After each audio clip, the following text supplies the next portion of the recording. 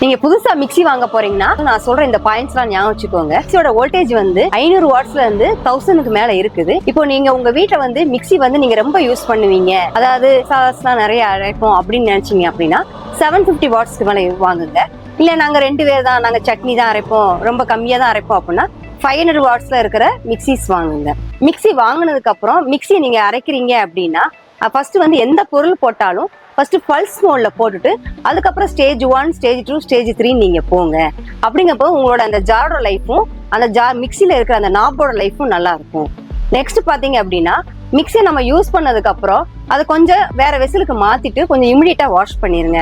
ஏன்னா நீங்க வாஷ் பண்ணாம அப்படின்னு நீங்க சிங்க்ல போடும்போது அந்த சிங்க்ல உள்ள ஈரத்தன்மை, அதுல இருக்கிற பாக்டீரியாஸ் எல்லாமே அந்த மிக்ஸி ஜார்ல இருக்க அடியில இருக்கிற அந்த நாபுக்கு அடியில போய் ஃபங்கஸ் மாதிரி ஃபார்ம் ஆகும்.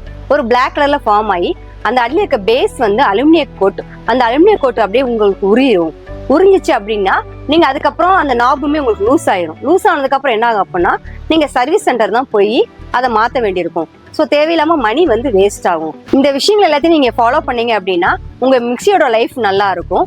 ஸோ இந்த மாதிரி இன்ட்ரெஸ்டிங்கான தகவலை தெரிஞ்சுக்கிறதுக்கு நம்ம சேனலை சப்ஸ்கிரைப் பண்ணிக்கோங்க.